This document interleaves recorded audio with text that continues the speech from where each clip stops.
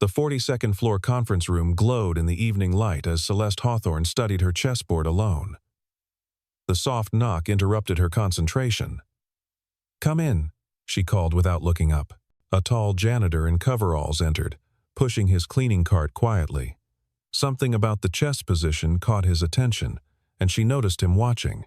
On impulse, driven by loneliness or arrogance, she smirked and made an offer that would change everything. "Beat me in chess, and I'll marry you." The man stopped, looked directly at her with serious gray-green eyes, and replied, "My name is Liam, and I play for real." Celeste Hawthorne had ruled her corner of the business world for over a decade, building her father's modest consulting firm into a multinational powerhouse through sheer force of will and an intellect that cut through boardroom politics like a blade. At 35, she had everything she'd ever wanted: respect, success, and enough money to buy anything except the one thing that had always eluded her. Love had proven to be a luxury she couldn't afford. Not when every relationship crumbled under the weight of her ambition or dissolved in the acid of others' jealousy over her success. Men either wanted to conquer her or be conquered by her, and she'd grown tired of both games long ago. The chess set before her was a relic from her father, carved from ebony and ivory, each piece a small work of art. She'd learned the game at his knee, back when his approval still mattered, before cancer took him and left her alone with an empire she'd never asked for but couldn't bear to lose. Now chess was her meditation, her escape from the endless demands of leadership.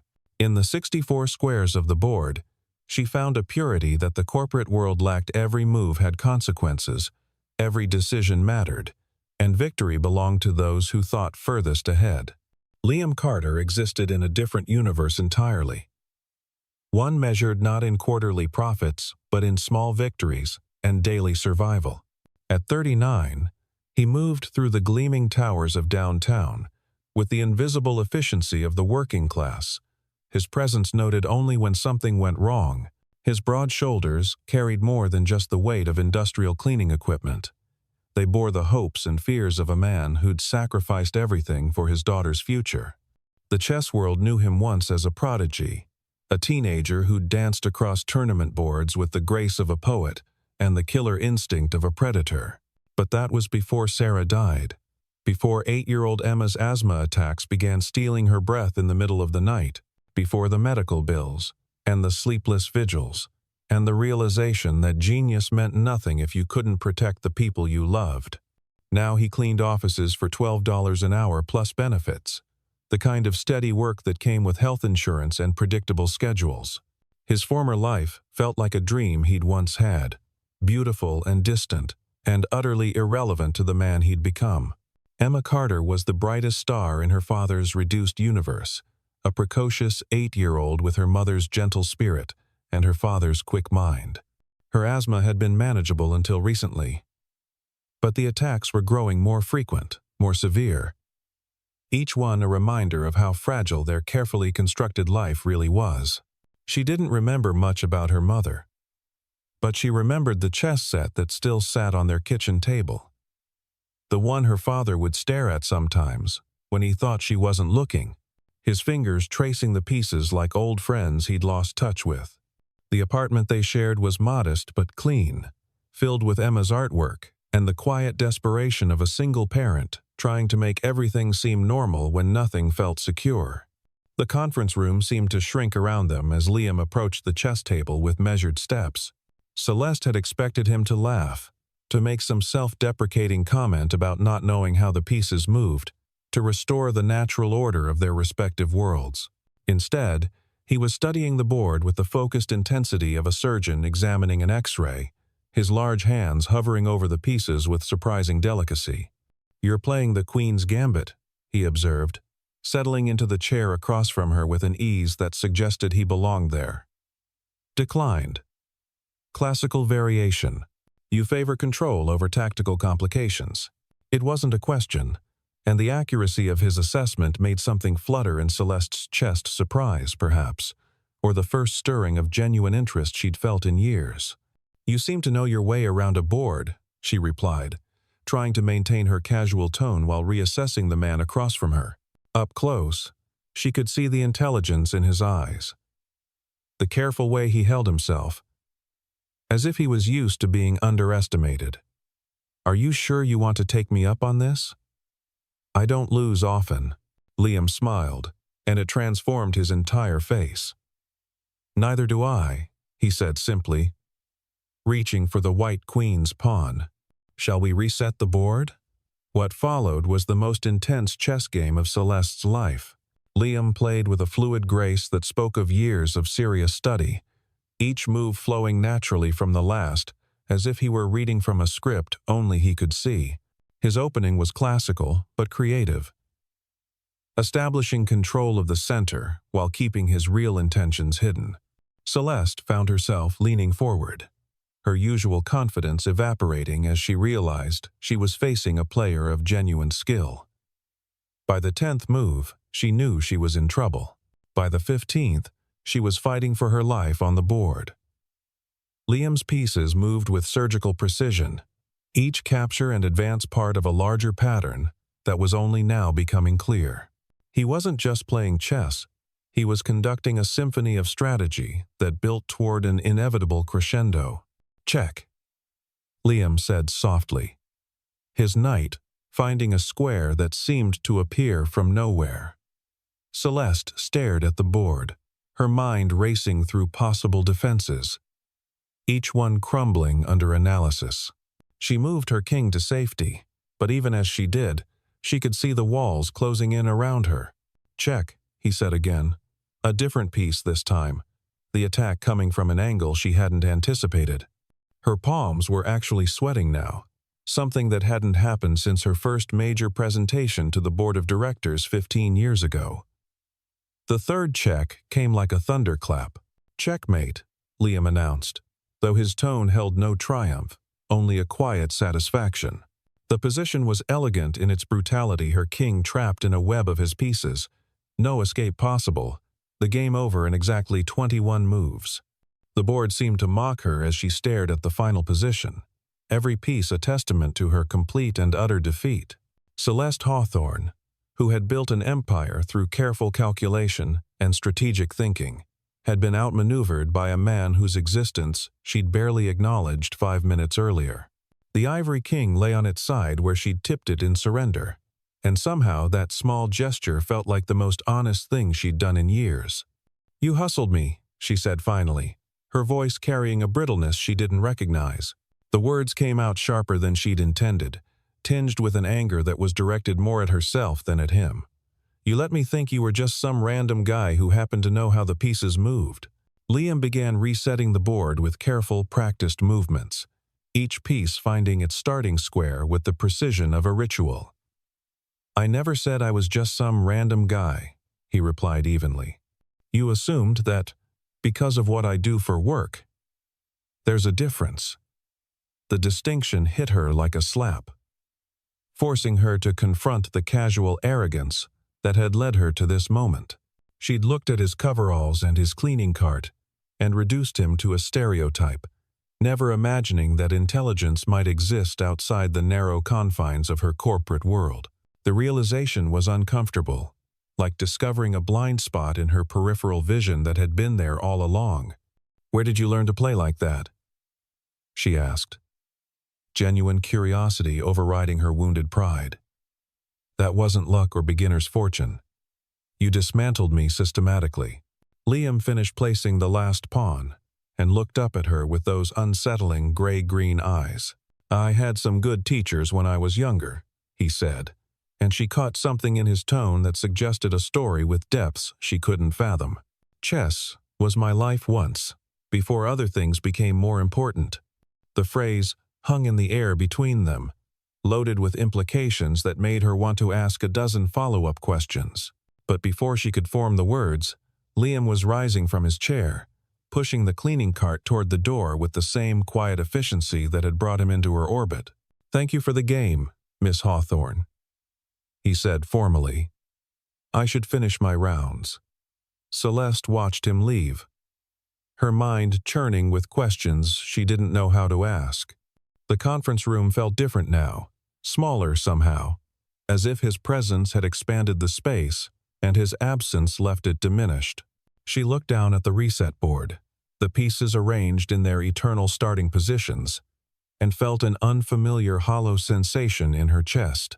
For the rest of the week, she found herself thinking about the quiet janitor who had humiliated her so thoroughly and so gracefully. It was her assistant's offhand comment about needing to update the building's service contractor database that gave her the excuse she needed. Employee background checks were a routine part of corporate security, she told herself, even as she pulled up Liam Carter's file on her computer late one Thursday evening. What she found there made her lean back in her chair as if she'd been physically struck. The basic information was unremarkable: 39 years old, widowed, one dependent child, clean driving record, no criminal history. But buried in the employment history section was a single line that changed everything. Previous occupation: professional chess player. USCF rating 2,437. Her hands trembled as she cross-referenced that rating with the official Chess Federation databases. The numbers told a story that left her breathless with disbelief and something approaching awe. Liam Carter hadn't just been a professional chess player. He'd been a genuine prodigy, a teenager who dominated the national junior circuits in the late 1990s and early 2000s. Tournament reports from 20 years ago described him as brilliant and fearless, a tactical genius with an intuitive understanding of complex positions. The deeper she dug, the more remarkable his story became. International master at 16, barely missing his grandmaster norms due to a family tragedy that had pulled him away from competitive play just as he was reaching his peak. There were forum posts from chess enthusiasts wondering whatever happened to that Carter kid who could have been the next Fischer. Speculation about a promising career cut short by mysterious circumstances. The mystery was solved in a death certificate she found through public records. Sarah Elizabeth Carter, age 29. Breast cancer, survived by husband Liam and daughter Emma. The date was 7 years ago, which meant he'd been caring for a terminally ill wife and a toddler when he'd walked away from professional chess forever. The sacrifice was staggering in its completeness. He'd given up not just a career, but an entire identity, transforming himself from a rising star into a custodian for the sake of his family's survival. Celeste found herself staring at tournament photographs from his glory days, studying the intense young man with the fierce eyes and the confident smile. That version of Liam Carter had inhabited a world of international travel and corporate sponsorships, magazine interviews, and appearance fees that could have set him up for life. He'd traded all of it for health insurance and a steady paycheck, becoming invisible so his daughter could breathe. The weight of her earlier dismissiveness settled on her like a physical burden. She'd looked at his work clothes and his quiet demeanor and assumed he was intellectually beneath her, never imagining that he'd sacrificed more than she'd ever achieved. The man who'd beaten her so effortlessly had been playing chess at the highest levels when she was still learning to read corporate balance sheets. More than that, he'd given up greatness for love. Something she'd never understood, because she'd never loved anyone more than she loved success. The next morning found her distracted and restless, unable to focus on the stream of meetings and decisions that normally consumed her attention. She'd planned to seek him out directly, to apologize for her assumptions and perhaps challenge him to another game. But fate intervened in the form of a medical emergency that would strip away the last of her pretenses. She was leaving the building around 6 in the evening when she heard the commotion in the parking garage. A man's voice, tight with panic, talking rapidly to what sounded like an emergency dispatcher. Following the sound, she found Liam kneeling beside a small girl who was struggling to breathe, her lips tinged with blue, her eyes wide with the particular terror of someone drowning in air. "Emma, baby, just try to relax," Liam was saying, his voice steady, despite the fear radiating from every line of his body. "The ambulance is coming, okay? Daddy's right here." In his hand was an inhaler that clearly wasn't providing enough relief, and Celeste could see the desperation in his movements as he tried to position his daughter to ease her breathing. Without thinking, Celeste dropped her briefcase and pulled out her phone. "This is Celeste Hawthorne," she said to the emergency operator in the voice that had commanded boardrooms for 15 years. "I need an ambulance at the Hawthorne Building parking garage immediately. We have a child in severe respiratory distress, and I'm authorizing the use of my company's helipad for emergency medical transport if necessary." The next hour passed in a blur of paramedics and oxygen tanks, of Liam's white face as he climbed into the ambulance beside his daughter's stretcher, of Celeste following in her own car, because somehow leaving felt impossible. At the hospital, she found herself in the uncomfortable position of being simultaneously essential and utterly useless. Her insurance information and emergency authorizations smoothed Emma's path through triage, but she could only watch helplessly as Liam disappeared behind the doors of the pediatric emergency department. She waited in the family lounge, surrounded by the particular mixture of hope and despair that hospitals cultivated, checking her phone every few minutes for updates she knew wouldn't come. When Liam finally emerged 3 hours later, his face was drawn with exhaustion but no longer shadowed by panic. "Emma was stable," he reported, responding well to the nebulizer treatments, likely to be discharged in the morning if her oxygen levels remained steady. "Thank you," he said simply. And she could see in his eyes that he understood exactly what her intervention had meant. They spent the next week finding excuses to encounter each other, casual meetings that felt anything but accidental. Celeste began taking coffee breaks in the building's lobby during Liam's afternoon shift, ostensibly reviewing reports but really hoping to catch glimpses of him as he worked. He, in turn, seemed to find reasons to clean the executive floors more frequently. Their conversations developing the easy rhythm of two people discovering they genuinely enjoyed each other's company. The change in Celeste was subtle but profound, noticed first by her assistant and then by the senior partners who'd grown accustomed to her Arctic professional demeanor. She smiled more, laughed occasionally at meetings, seemed somehow more present in conversations instead of calculating 3 moves ahead. The transformation was attractive in ways that had nothing to do with her appearance and everything to do with the emergence of a warmth that had been buried under years of corporate armor. For Liam, the friendship represented a different kind of revelation. He'd grown so accustomed to being invisible, to having his intelligence and his history dismissed or ignored, that Celeste's genuine interest in his thoughts and opinions felt like stepping into sunlight after years in shadow. She asked about his daughter with real curiosity, about his chess background without condescension, about his current work with the respect accorded to honest labor honestly performed. Emma, for her part, had begun asking questions about Daddy's friend from work, the pretty lady who'd helped at the hospital, and who somehow made her father's face soften when he mentioned her.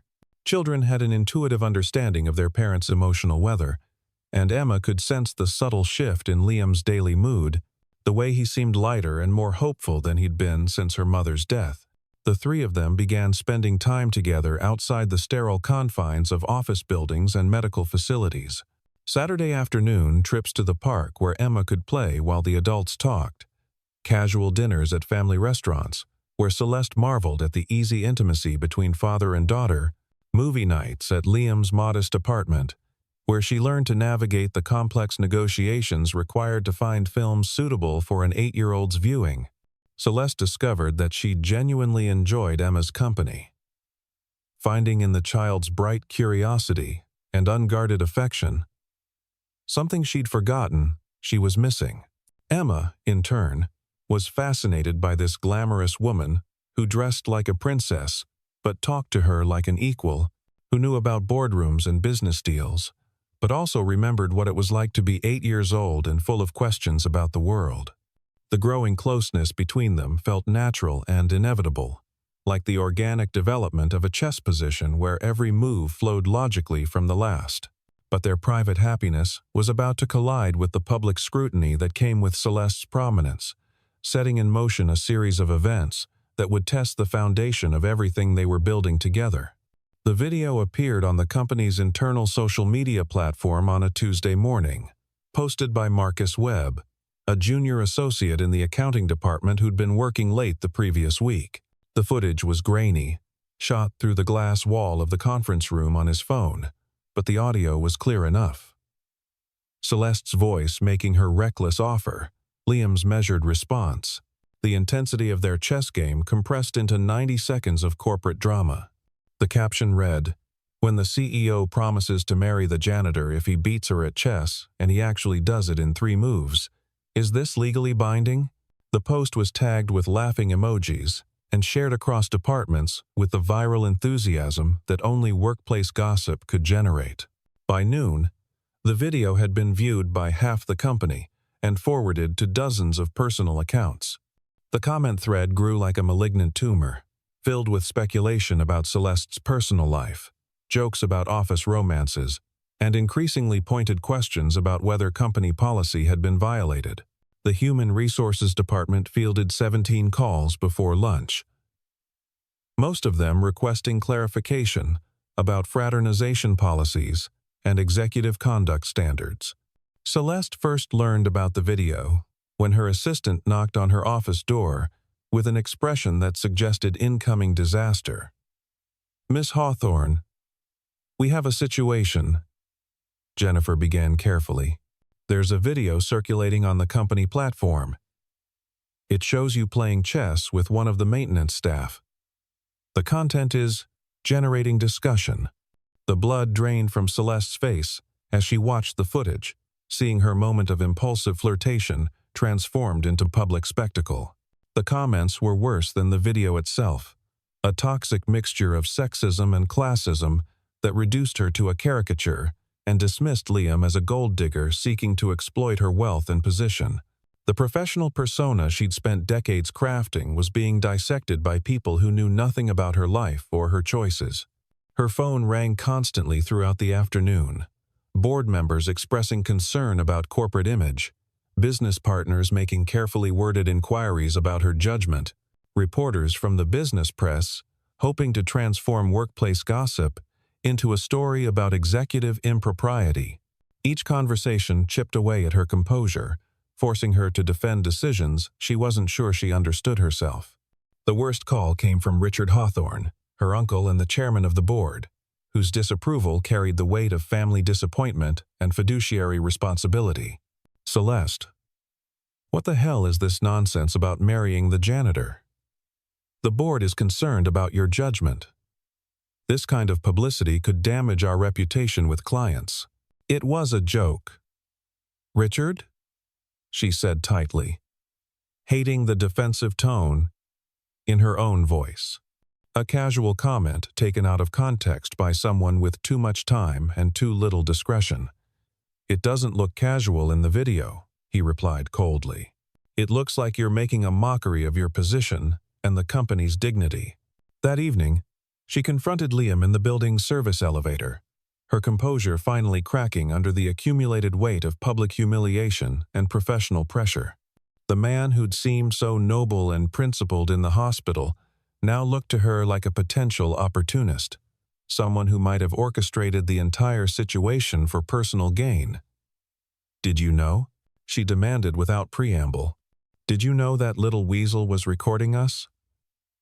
Was this all some elaborate scheme to embarrass me or leverage yourself into a better situation?" Liam's face went carefully blank, the expression of someone who'd learned to weather accusations without fighting back. "No," he said simply. "I didn't know anyone was recording. I don't want anything from you except your friendship, which I'm apparently about to lose." "My friendship?" The words came out sharper than she'd intended, edged with the particular cruelty that came from lashing out at the person closest to the source of pain. "Is that what you call it when you humiliate someone in front of their entire company? When you make them look like a fool who can't even tell when they're being hustled?" "I never hustled you," Liam replied quietly. "I played chess, the same way I've played it for 20 years. You offered something you didn't mean, and I won a game you didn't expect to lose. That's not a con. It's just what happened." The reasonableness of his response only inflamed her anger further, making her feel petty and irrational in comparison to his calm dignity. Right. The noble janitor, who's too pure to take advantage of a situation. You must be laughing at all of us, the rich idiots, who never suspected that the help might have actual brains. Something flickered in Liam's eyes then, the first crack in his carefully maintained composure. You want to know what I'm laughing at? I'm laughing at myself for thinking you were different, for believing that someone who built an empire might understand what it means to sacrifice everything for the people you love. But you're just like the rest of them. Everything's a transaction. Everyone's got an angle, and God forbid anyone should exist outside the neat little boxes you've created for them. The elevator reached the ground floor and opened with a mechanical ding that sounded like a death knell. Liam stepped out without looking back, leaving Celeste alone with the echo of his words and the growing realization that she'd just destroyed the best thing that had happened to her in years. The next few days passed in a blur of damage control and corporate crisis management. The video was removed from the company platform, but had already been copied and shared across social media, taking on a life of its own beyond the confines of corporate gossip. Celeste threw herself into work with renewed intensity, staying late to avoid the sympathetic looks of her staff and the speculative whispers that followed her through the halls. She didn't see Liam again until the following Thursday, when Emma's asthma attacked with a viciousness that sent them racing back to the emergency room. The call came to her office at 2 in the afternoon, Liam's voice tight with controlled panic, asking if her insurance authorization was still valid, if she could help them navigate the system one more time. Celeste was in her car before he finished speaking, driving through downtown traffic with the single-minded focus of someone who'd finally identified what actually mattered. She found them in the pediatric ward, Emma hooked to oxygen and looking impossibly small in the hospital bed, Liam holding her hand and trying to read her a story while she struggled to breathe. The sight of his tears, silent, desperate, utterly unguarded, hit her like a physical blow. This was what real fear looked like. What genuine love demanded. What it meant to have someone else's life matter more than your own pride or professional reputation. Standing in that sterile room, watching a father's heart break over his daughter's labored breathing, Celeste finally understood the magnitude of her own selfishness. She stayed through the night, not because her presence was needed, but because leaving felt impossible. Emma's condition stabilized around dawn, the oxygen levels climbing back into safe territory, the color returning to her lips as the medications did their work. But the crisis had revealed something that couldn't be medicated away. The little girl was getting worse. Her episodes more frequent and severe, her tiny body losing the battle against a condition that no amount of love could cure. The doctor wants to discuss more aggressive treatment options, Liam said quietly, as they sat in the family lounge, both of them exhausted beyond the point of maintaining social pretenses. Experimental therapies, specialists in other cities. The kind of care that costs more than I make in 5 years. Celeste wanted to offer money, to write checks that would solve the immediate problem, but she could see in his face that charity would only drive him further away. Instead, she asked the harder question. What can I do? Nothing, he said, but without bitterness. This isn't a problem you can fix, Celeste. Some things just are what they are. The acceptance in his voice made her chest ache with unshed tears. She'd spent her entire adult life believing that every problem had a solution, that enough money or influence or strategic thinking could overcome any obstacle. But here was a man she cared about, facing a situation that couldn't be managed or negotiated or bought off. And her helplessness was complete. "I'm sorry," she said finally, the words carrying years of accumulated regret. "For what I said in the elevator. For assuming the worst about you.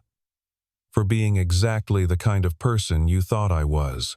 Liam looked at her with those gray-green eyes that saw too much. "You were scared," he said simply. "People say things they don't mean when they're scared. I understand that.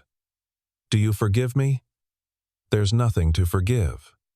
You reacted the way anyone in your position would react. I just hoped you might be different." The quiet devastation in his voice was worse than anger would have been. A recognition that she'd failed to live up to some standard she hadn't even known existed.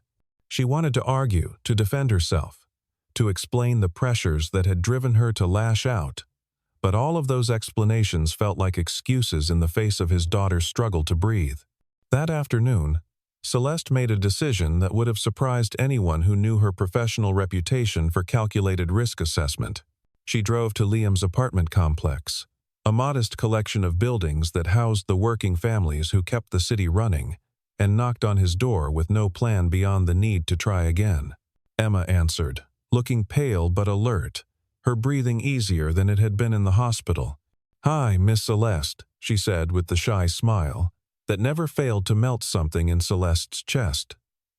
"Daddy's in the kitchen making grilled cheese. Do you want some?" The domestic normalcy of the scene, father cooking, daughter playing, the comfortable chaos of a life lived on love rather than profit margins, made Celeste's throat tight with emotion. This was what she'd been afraid of losing to corporate gossip and professional judgment. This small pocket of warmth in a world that had grown increasingly cold around her. Liam emerged from the kitchen with a questioning look, but Emma had already taken Celeste's hand and was leading her to the table where the chess set still sat in its place of honor. "Daddy taught me some moves," the little girl announced proudly. "Want to see?" What followed was the most important chess lesson of Celeste's life, though it had nothing to do with strategy or tactics. Emma played with the unself-conscious joy of someone for whom the game was pure pleasure, making moves that violated every principle of sound chess, but somehow captured the essence of what made the game beautiful. She narrated her thinking out loud, creating elaborate stories for the pieces, turning the ancient battle into a fairy tale where the pawns were brave peasants and the queen was a benevolent ruler who protected everyone.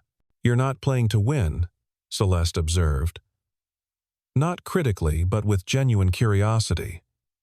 "Winning's not the fun part," Emma replied seriously. "The fun part is all the things that happen before someone wins." The simple wisdom of the statement hit Celeste like a revelation. She'd spent so many years focused on outcomes, quarterly results, market share, competitive advantage, that she'd forgotten to notice the texture of the experience itself. Chess with Emma wasn't about demonstrating superiority or achieving victory. It was about connection, imagination, the shared pleasure of two minds meeting across 64 squares. When Liam joined them at the table an hour later, the three of them began a different kind of game entirely. They played team chess, with Emma advising both sides, creating positions that were tactically nonsensical but rich with narrative possibility. They invented new rules, made up stories about the pieces, turned the royal game into something playful and collaborative rather than competitive and zero-sum. "I brought something," Celeste said eventually, pulling a small wrapped package from her purse. Inside was a chess set carved from beautiful maple and walnut. Each piece a work of art that caught the afternoon light, streaming through the apartment windows. "I thought Emma might like her own set." Emma's eyes went wide with delight as she lifted each piece, examining the intricate details with the reverence of someone who understood that she was holding something precious. "They're so beautiful," she whispered, tracing the carved mane of a knight with one small finger. "Are they really for me?" "They're really for you," Celeste confirmed, feeling a warmth in her chest that had nothing to do with the child's gratitude and everything to do with the simple joy of giving without expectation of return. "Your dad tells me you're getting pretty good at the game." Liam watched the exchange with an expression that cycled through surprise, appreciation, and something deeper that made Celeste's pulse quicken. "You didn't have to do that," he said quietly, but she could hear in his voice that he understood the gesture for what it was. Not charity, but an offering, a bridge across the chasm her words had created between them. "I wanted to," she replied, meeting his eyes directly for the first time since the hospital. "I've been thinking about what you said, about sacrifice and what really matters. I think I've been playing the wrong game for a very long time." They talked as Emma explored her new chess set, arranging and rearranging the pieces in patterns that pleased her artistic sensibilities rather than any strategic logic. The conversation was tentative at first, both of them careful to avoid the landmines of their recent conflict, but gradually it found its natural rhythm. Liam spoke about his plans for Emma's care, the specialists he'd consulted, the delicate balance between hope and financial reality that governed their daily decisions. Celeste found herself opening up about the pressures of corporate leadership in ways she'd never done with anyone, the isolation that came with being responsible for hundreds of jobs and millions of dollars in shareholder value.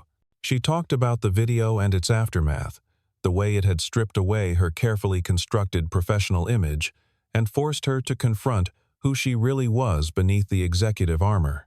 "The board is considering my position," she admitted, the words feeling strange in her mouth. "Richard thinks I've damaged the company's reputation." "Maybe he's right. Are you afraid of losing your job?" Liam asked, genuine concern in his voice. Celeste considered the question seriously.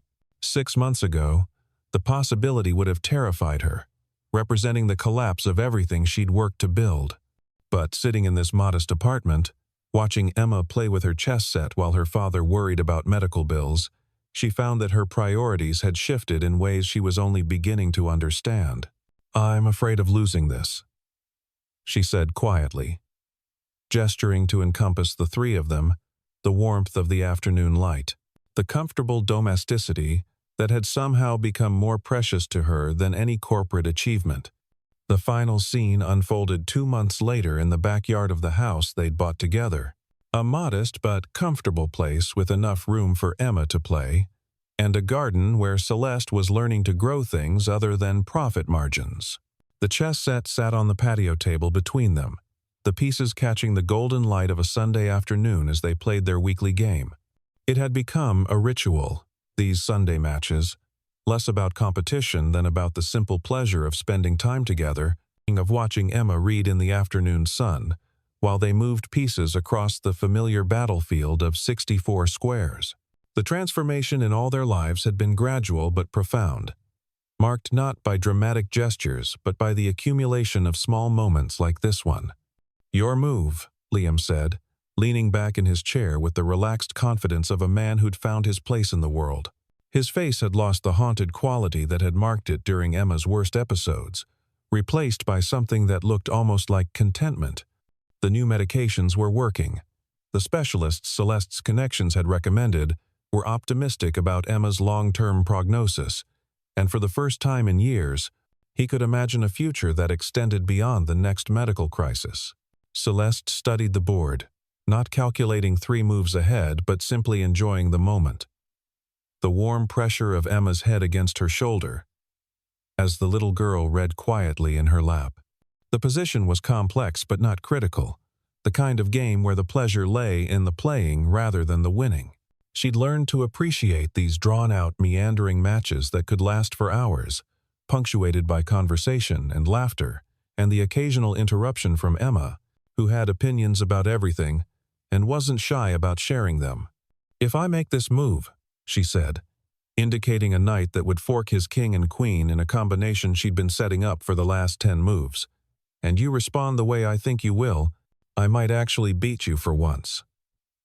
It was a running joke between them, her perpetual quest to defeat the man who'd checkmated her in 3 moves on their first encounter. She'd come close a few times, had even managed to secure a few draws, but Liam's chess intuition remained as sharp as ever, honed by years of high-level competition that muscle memory couldn't forget. "Might," Liam agreed with a smile that made her heart skip the way it had on that first evening when he'd looked up from the reset board and she'd seen past his coveralls to the brilliant mind beneath. "Or I might surprise you. I've been known to do that." Emma looked up from her book with the serious expression she wore when dispensing important wisdom, a look that never failed to remind Celeste of her father's intensity tempered by her own natural optimism. "Maybe you could both win," she suggested. a sentiment that had become something of a family motto. Maybe winning isn't about the chess game at all. Celeste and Liam exchanged glances across the board, both understanding that their daughter, because that's what Emma had become, officially and emotionally, had once again identified the essential truth that adults sometimes missed in their focus on competition and achievement. The game they were really playing had nothing to do with 64 squares and everything to do with building a life worth living, piece by careful piece, move by thoughtful move. "You know what?" Celeste said, reaching across the table to take Liam's hand, feeling the calluses that spoke of honest work and the strength that had carried them all through the difficult months of adjustment and healing. "I think she's right. I think we both already won." The chess pieces sat forgotten as the three of them dissolved into laughter, the sound carrying across their small backyard like a promise of all the games yet to be played, all the victories yet to be shared, all the love yet to be discovered in the simple act of choosing each other, one move at a time. The afternoon light filtered through the maple tree they'd planted together last spring, casting dappled shadows across the board where their unfinished game waited patiently for their return. But for now, the real game, the one that mattered most, was already won, played out not in the movement of carved pieces across a checkered battlefield, but in the quiet moments of ordinary happiness that had become the true measure of their success.